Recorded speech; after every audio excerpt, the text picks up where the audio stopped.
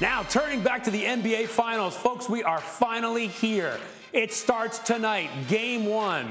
And the Celtics, huge midseason turnaround to make it. Since the NBA went to 82 games in 67, they're the fourth team to reach the finals despite having a losing record at the halfway point in the season. And then you got Golden State in the finals for the sixth time in 8 years. Only 3 other franchises have ever accomplished that feat, the Celtics and the Lakers many times. And the Jordan Bulls, of course, of the 90s. And one big matchup will be how Defensive Player of the Year Marcus Smart defends Steph Curry. Historically, Curry shoots just 29% with Smart as the closest defender. Only 3 defenders have held Curry to a worse shooting percentage. And then there's this. One big discrepancy in this series has been handicapping who's going to win. Caesars has the Warriors installed as the favorites, but our BPI gives the Celtics an overwhelming 86% chance to win the series. Now, keep this in mind. The metric has favored the Celtics all postseason as they have them rated as the best team in the league. So let's talk about the moment we've all been waiting for. Vince Carter back with us, JJ Redick right here. And JJ, let's talk about this key matchup, Curry versus Marcus Smart. What concerns do you have with Curry matching up against Smart? Well, his history has shown that Marcus Smart has done a really good job defending Steph Curry. The numbers back that up. And if you look at the Steve Kerr era with the Warriors versus the Celtics have had a lot of success. And some of that early success was also because of Avery Bradley guarding Steph Curry, who's obviously not there. We brought this up a number of times this week. The switching frequency of the Celtics. They were first in the league in the regular season, second in the playoffs. It's not going to just be Marcus Smart guarding Steph Curry. With all that off-ball movement, there will be guys switching on to him, and how he handles those matchups will be important as well. And you mentioned it right there, especially the off-ball movement with Curry. You got to watch him at all times. There's going to be a lot of switching. Vince, how do you see this playing out?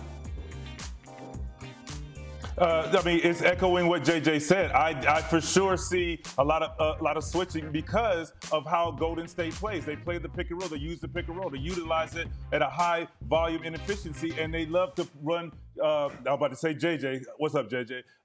They love Vince, to run step off of a lot of screens, a lot of movement. So, so they love to run them off of screens. So look for switching and look for Golden State to purposely do so to get, if you would, a lesser defender on him if Marcus Smart is getting the better of Steph Curry. Okay, so we see how that works. And then, JJ, so I guess the question that Celtics fans are wondering right now is, can Marcus Smart just flat out shut Curry down? Can that happen? And I know you say there's going to be the switching and it's a team concept. I get that. But if it's his primary responsibility, will he shut him down? Well, look, it's interesting to think about the different ways that the Warriors use Steph Curry. Obviously, with the off-ball movement, the cutting, the screening, they use him in direct pick and roll as well. So a thing to watch as this series progresses is how much they're switching those pick and rolls. Al Horford has been phenomenal as the switching defender throughout the year. Of the big guys who have guarded over 500 possessions, he leads the league in points per possessions allowed. Like, he's really good at that. I don't think there's a ton of guys on this Celtics team that you can target the same way that they targeted players in that Nuggets series, the same way that they targeted players in the Western Conference Finals against the Mavs. The Celtics, 1 through 6 or 7, have really a team full of solid defenders. Wow, and you look at this, again, the shooting percentage that he's got against Smart. I know you say it's going to be about more than that in the switching, but I look at this and I say this is going to be a key matchup for people to watch. So Game 1 is tonight. Let's go through some of these prop bets if we can.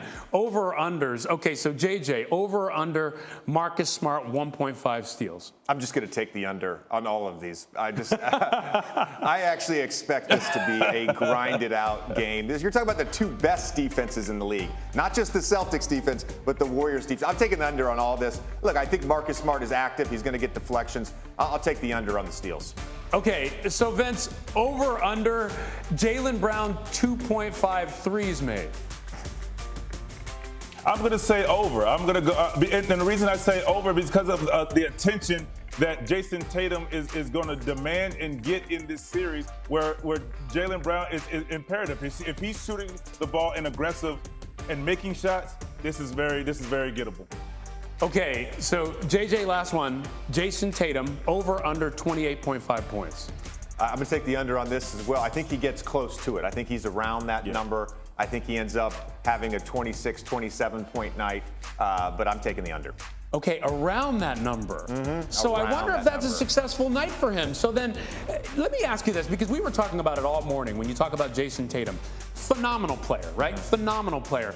But no one can get out of their head Game 7 when Marcus Smart was taking 5 straight late game shots at the very end with the series on the line. And Thank you for watching ESPN on YouTube. For live streaming sports and premium content, subscribe to ESPN+.